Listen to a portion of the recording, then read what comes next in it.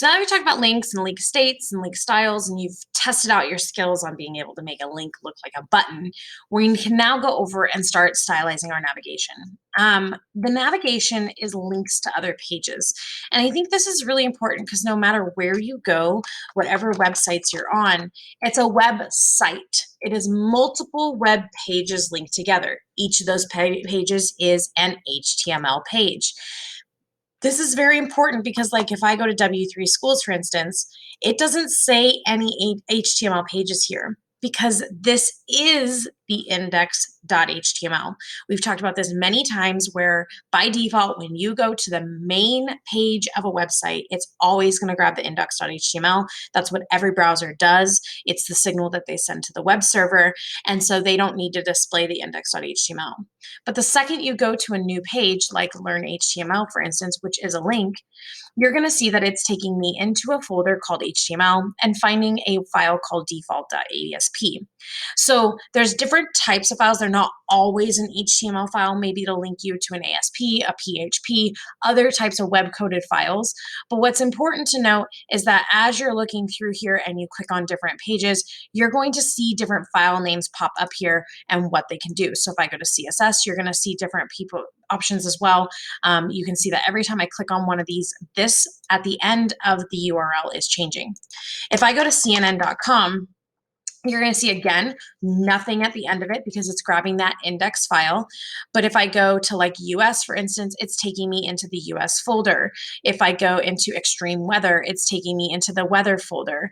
If I click on a specific like a groundhog forecast. Now, what I think is important to know is not only did we just go into a bunch of folders, we went into the folder 2021, 0131, because that's today's date, weather, and then Groundhog Day, forecast rain and snow.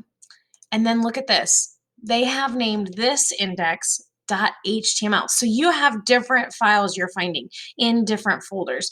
There's so much that's important about file management, but the point of this is to show you that these are all files linked to each other. Every time you click on a link, it's going to take you to a new file, which this is taking me to a whole new web page, but that's a whole new file.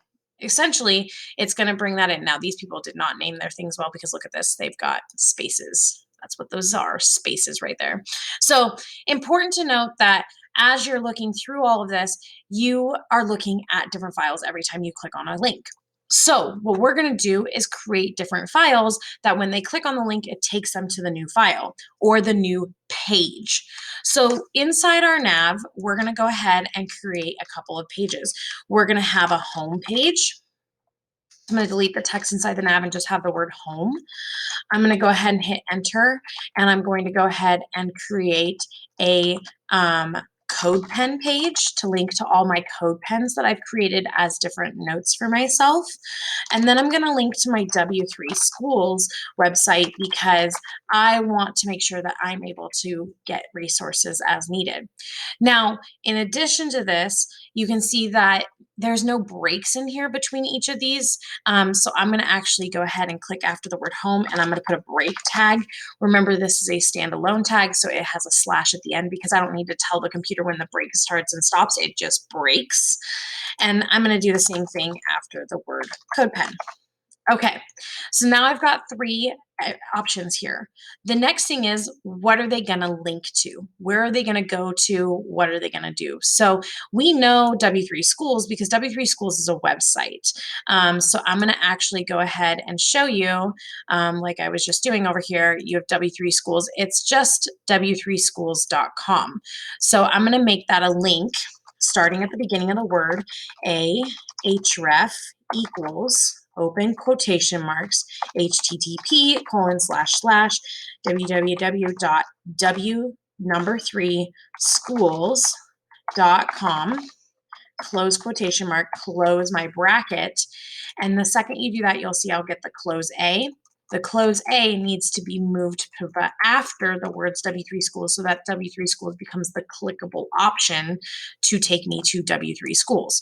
And when I do that, you'll see that it will look exactly how your other button looks. Now, bear with me because it probably looks pretty crazy because your button has probably got some padding and some spacing and background colors and those kinds of things. We're going to adjust that in just a few moments, okay? The next question is, what is home and what is CodePen going to link to? And I want you to think about that answer before you watch the next video because it's important to think, where are these going, right? So I'm going to save this, and in the next video, we're going to talk about how to link those.